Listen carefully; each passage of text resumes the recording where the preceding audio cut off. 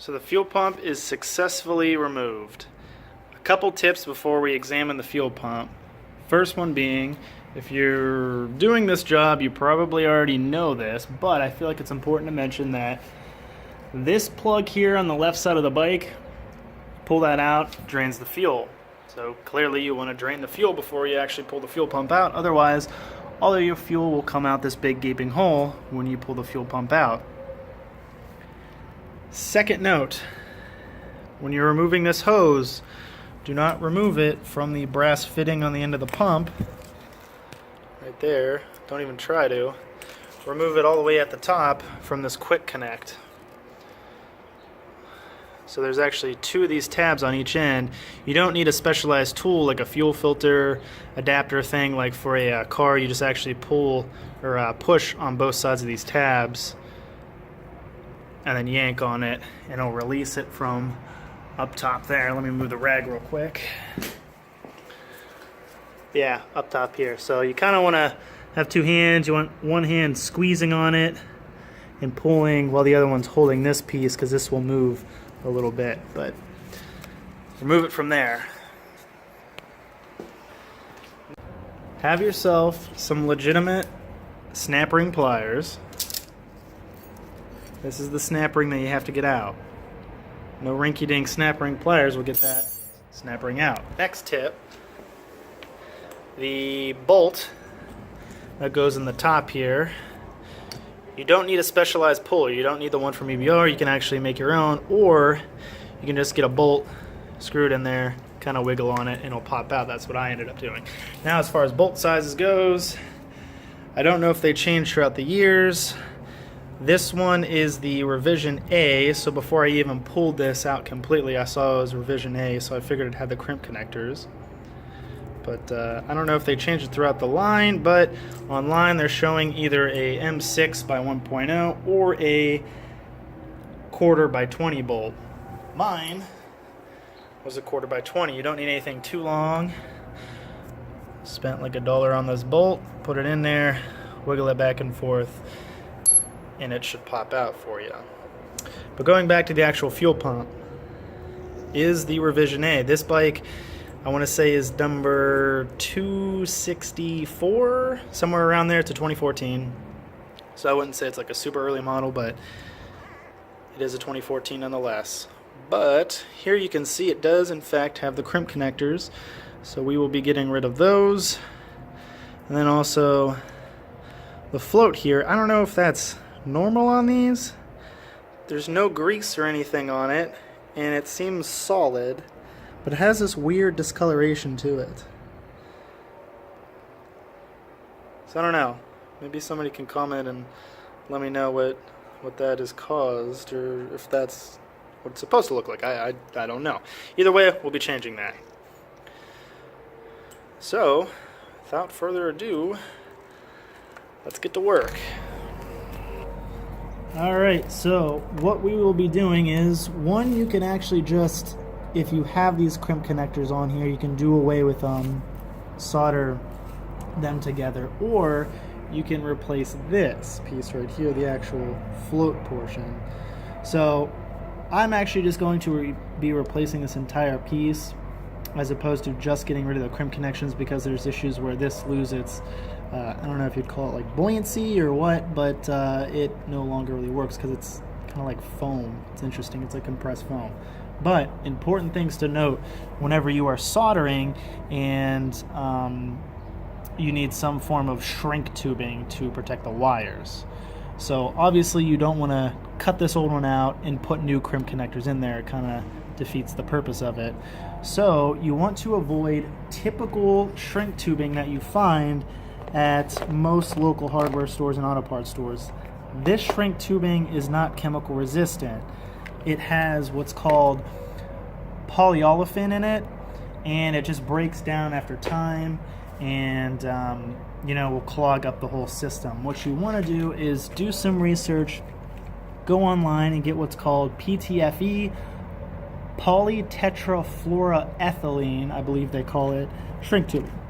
So Yeah, it's basically fancy shrink tubing. You can get it in all different colors. This one's just clear. But this stuff is chemical resistant. Yes, you can get other shrink tubing out there, but as far as being most cost effective, just go with the PTFE.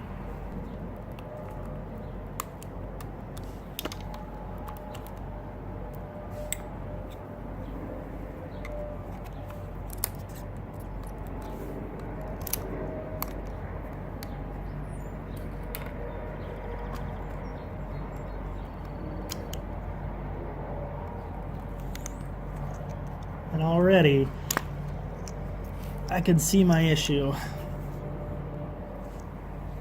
Let me get a closer look.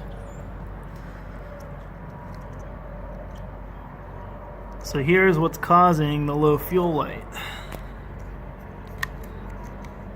This crimp connector is crimped way too hard and was pretty brittle and apparently broke. There you have it. That's why we're doing away with this.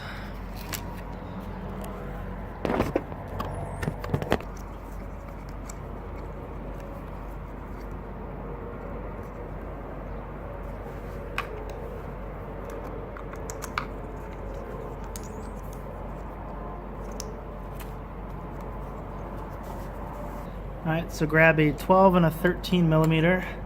You should be able to unscrew the float.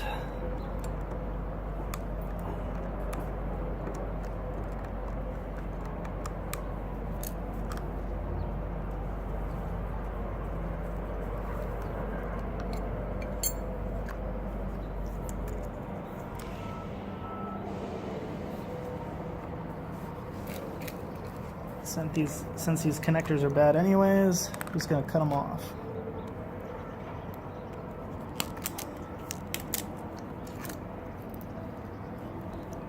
There's the original float assembly. So now what we're going to be replacing it with is, I don't know if the part number is relevant, I got it off eBay, I will have a link, but this stainless steel unit. So it's a bit bigger in comparison, but it should work perfectly fine. This one comes with an O-ring, which you don't need, so just take that off. Feed the wires through.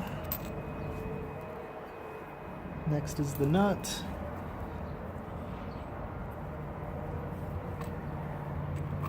Thread it on.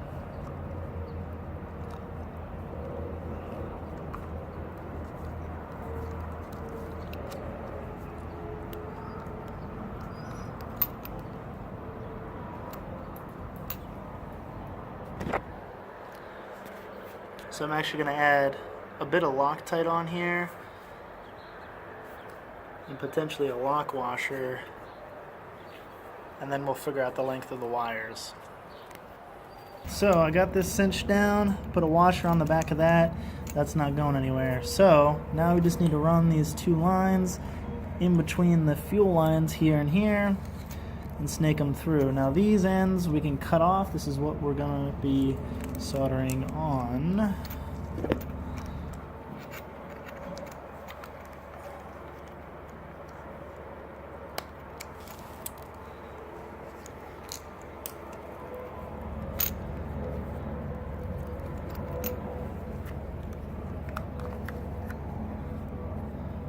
So now, as far as length goes, you're left with a ton of wire with the new fuel float. So you kind of want to guesstimate how much you need, leave a little bit of slack. You don't need too much, but also you want enough room so you can work with it. Snip it around here.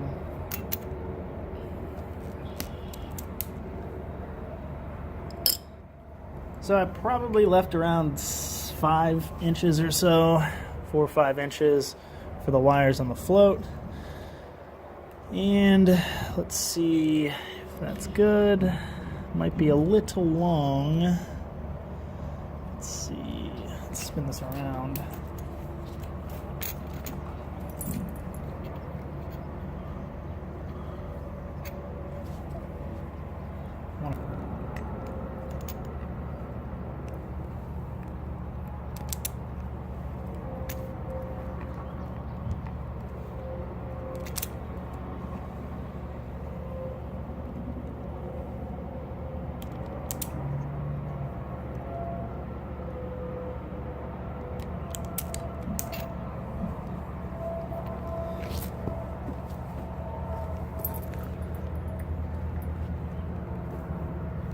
So now that we got the wire stripped, we just need to put the shrink tubing on, then solder.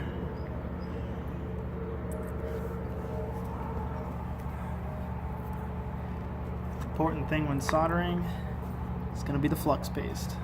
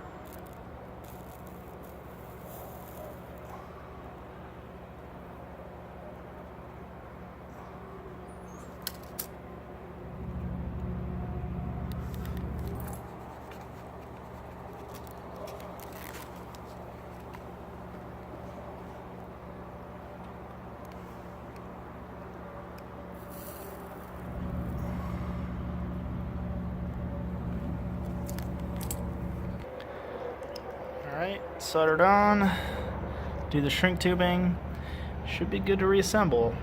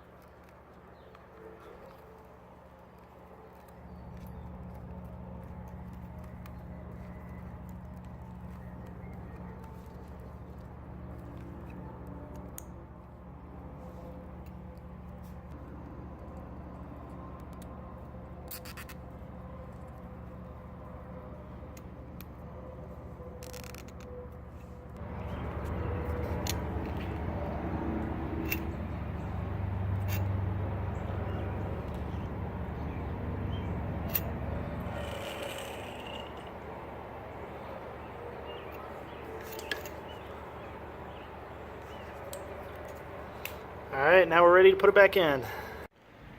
Now before you put this thing totally back, hook it up to some extent.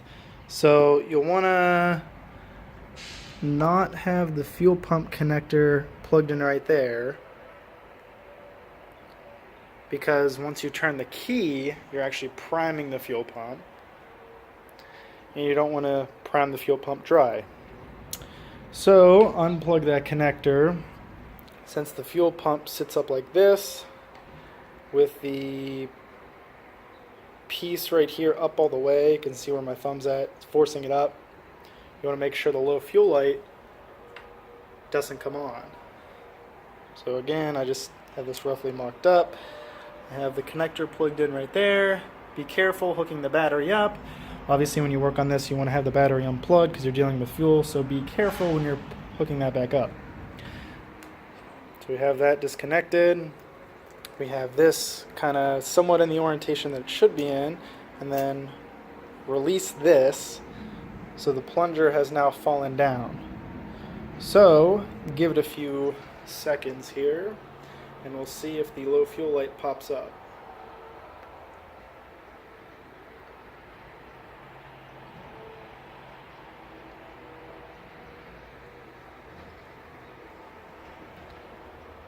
And there you have it. So another thing to note that I didn't mention, the orientation of the wires. Both of these are black. it does not matter. Try this again here. Lift it up.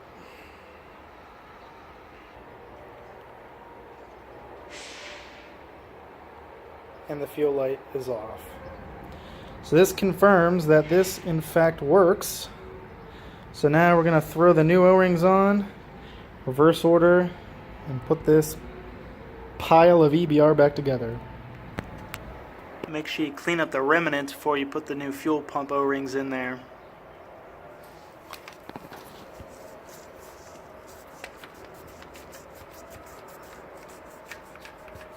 Do yourself a favor, do not buy these ones. These ones are very similar in size to the OE ones, a little bit smaller, which is fine because they stretch out, but they're actually too thick. So you'll fight putting the fuel pump in and it'll just never work. Do not buy these ones. What I ended up doing, going to my local motorcycle shop.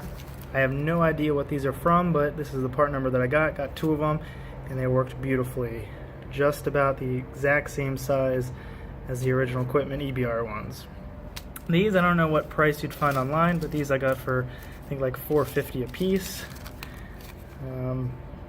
So not too much money, and they were local. The O-rings are in. Went in like a charm. Take a little WD-40, put them on there, lube them up. You don't want to put them in dry. Makes the install much easier. So everything's all together. The fuel pump is ready to go back in the clean hole. Here we go.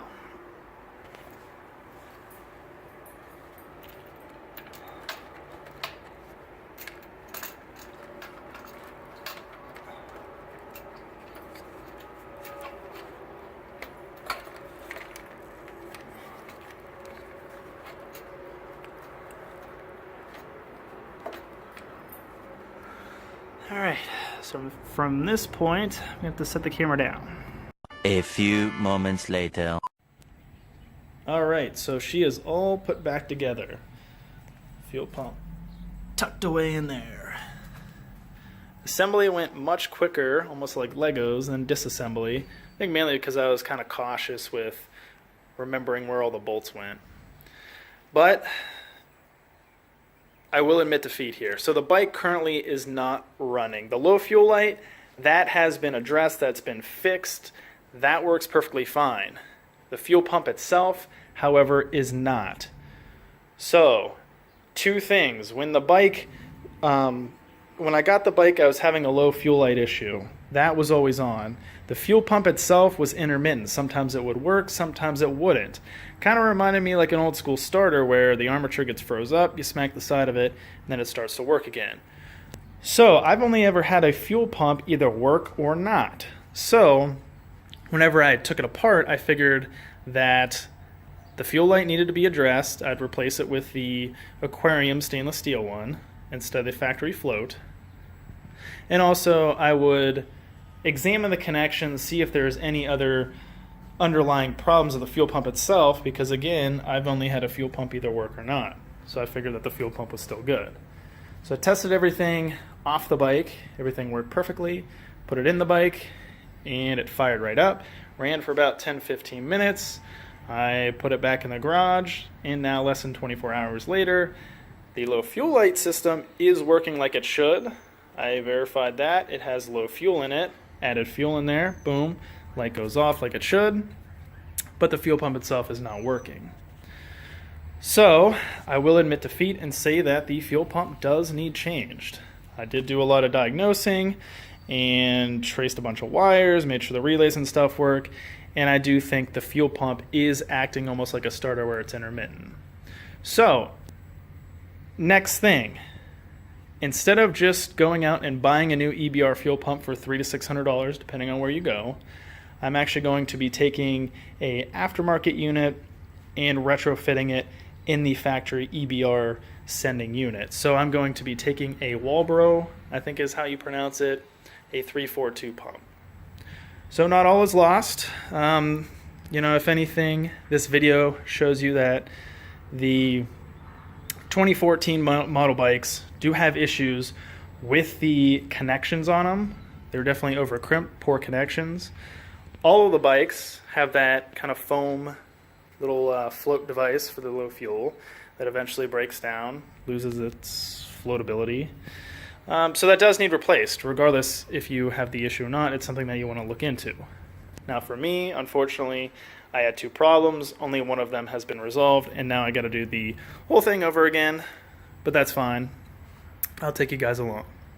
So if you like the video, be sure to give it a thumbs up. If you want to see the stuff in the future, like retrofitting the Walbro fuel pump in this bike, be sure to subscribe. If you want to see any other content, be sure to comment down below, and I will see what I can do for you if you want to see something specific.